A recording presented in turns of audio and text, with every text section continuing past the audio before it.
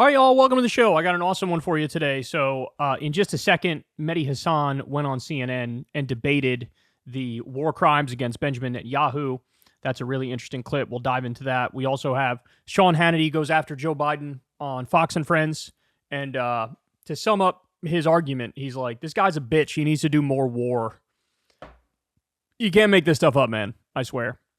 Then later on, we'll get to a new poll of Arab Americans in swing states, and the results are devastating for Biden. I mean, I'd also say they're devastating for Trump, but he shouldn't expect to get the Arab American vote. Never should have expected it. Biden got a decent percentage the last time.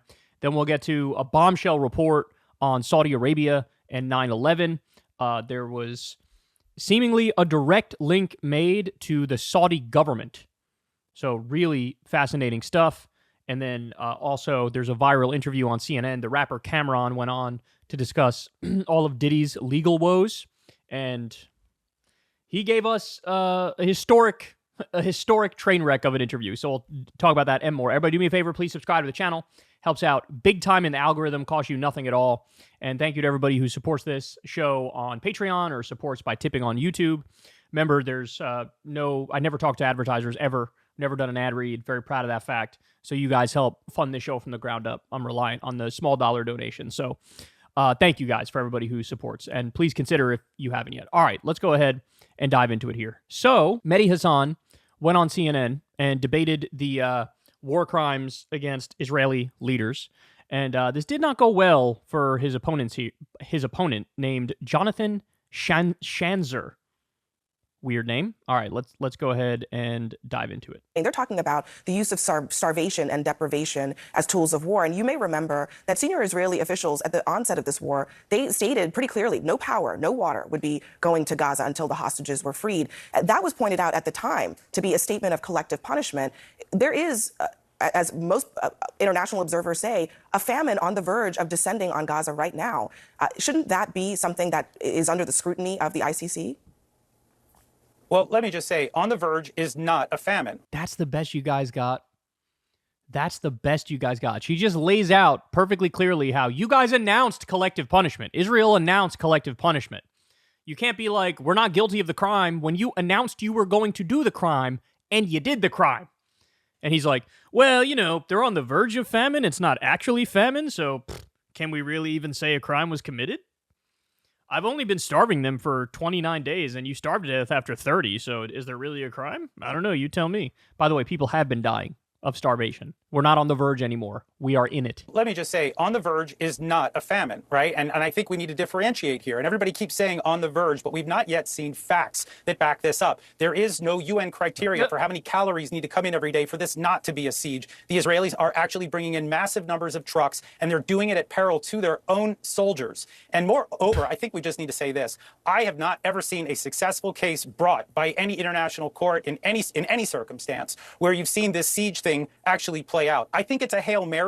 Because nobody's done a siege like this. Oh my God. Man, I've never seen a trial like this work out with so many charges, bro. It's like, yeah, because nobody's done all of these things at the same goddamn time.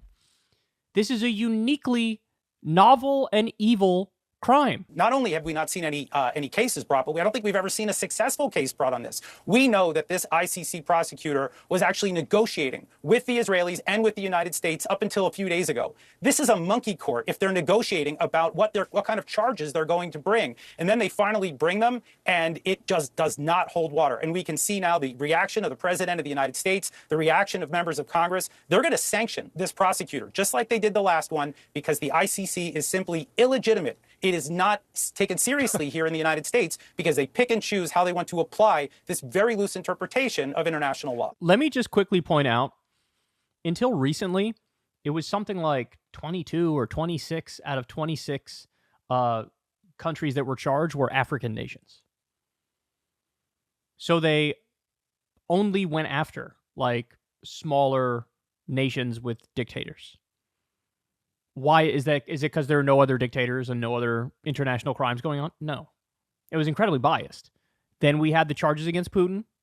Now we have Netanyahu. It's almost like the crimes were so egregious and so extreme that they couldn't even keep the veneer of seriousness without charging Israel. So that's the reality of the situation. All right, let's see how Mehdi fires back here. Mehdi, I want you to respond, but I want to correct myself. I do. The United States has already said, Samantha Power, a U.S. official, has said that famine has begun in Gaza. Mehdi, your response to what Jonathan said? So just on the ICC, America's not a party to the ICC, so the rest of the world doesn't really care whether America likes the ICC or not. That's not really relevant here. The jurisdiction is the ICC's. As for Karim Khan, he was actually Israel's favorite choice for prosecutor in 2021, as the Israeli media reported at the time. Now suddenly he's unpopular. He's the greatest anti-Semite of our times, according to Netanyahu, simply because he's asked for arrest warrants. Jonathan says we're on the verge of famine. As you said, Abby, Samantha Power disagrees. In fact, you know who disagrees with Jonathan? Cindy McCain, the head of the World Food Programme, the wife of the most pro-Israel American senator of my lifetime, John McCain, says northern Gaza is in a full-blown famine. She said the other day that children in Gaza are dying as skeletons, right? That is what is going on in Gaza. She also says Israel is not allowing the World Food Programme full access. Jonathan wants you to believe that this is a defensive war. He wants you to disbelieve every major human rights group in the world that says otherwise. He wants you to believe there's no famine in Gaza and disbelieve every major humanitarian aid agency on the planet that disagrees with him. The facts are pretty clear to people who are watching. There's a reason why a majority of Canadians want to see an ICC investigation. There's a reason why a majority of Britons say Israel is committing war crimes. There's a reason why a majority of French, Belgians, Germans, Swedes have all told pollsters they think Israeli officials should be prosecuted for war crimes. There's a reason He's absolutely crushing him. plurality of Americans, according to a recent poll that my organization, Israeli officials should be prosecuted for war crimes. There's a reason why plurality of Americans, according to a recent poll that my organization, Zateo, did, say Israel is guilty of war crimes. Because we all have eyes. We can see children being pulled from the rubble. We can see churches, mosques, refugee camps, hospitals, schools, libraries, universities, cemeteries being bombed. And as for Joe Biden himself accused Israel of indiscriminate bombing, Abby. That is the literal definition of a war crime. God, get him. Get him, Mehdi. God damn, man. Holy shit, the guy didn't stand a chance. He didn't have a prayer, this guy. Oh, look, what I'll say is, and I think Mehdi would agree with this too, it's beyond frustrating that we're still debating any of this, right? Because I naively thought, I'm sure many of you naively thought, that, look, there are certain things that are so far beyond the pale, they are so egregious, they are so insane, they are so unacceptable that everybody draws a red line and goes, nah, not going to stand for that. Turns out that's wrong. Turns out there's a number of people who will justify and rationalize genocide and ethnic cleansing and the most horrific bombing campaigns against innocent civilians you've ever seen and a starvation campaign, and they'll get on there and become the world's worst sophists and argue, is it really a starvation campaign if we're on the verge of a famine and it's not an actual famine? Imagine, just put the shoe on the other foot and imagine you're in that situation. You haven't eaten in like 5 days, right? Or you have a couple crackers a day or whatever it is. And somebody comes, well, are you really in trouble? It looks like you're on the verge of famine and not actually in a famine. You had a cracker. Everybody's like, what the fuck is wrong with you? What is wrong with you? But here we go. Look, what's crazy to me is that the United States is seemingly willing to blow up every single international institution that we pretend to hold dear in order to defend egregious Israeli war crimes. It's unfathomable. It's unfathomable. By the way, another scary fact here is that you go back to the George H.W. Bush administration. You go back to the Ronald Reagan administration. They were unwilling to do this. Ronald Reagan famously called the Israeli government and said, you better stop bombing Lebanon. It looks like a Holocaust. And 20 minutes later, the prime minister called him back and said, we stopped bombing. George H.W. Bush said, no more illegal settlements, and we're going to condition $10 billion in loan guarantees, and you're going to stop building those illegal settlements. You know what happened? They stopped building those illegal settlements. We're talking about two decrepit Republican presidents with horrific records who had the nerve and had the balls and had the common sense and the reason to stand up to Israel and say, you're a satellite nation. Reel it in, bitch. Reel it in. And they listened.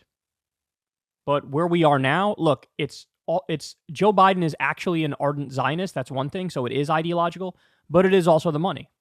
It is also a financial situation. It's about corruption. It's about AIPAC giving tremendous amounts of money to various politicians in both political parties, and then them doing their bidding.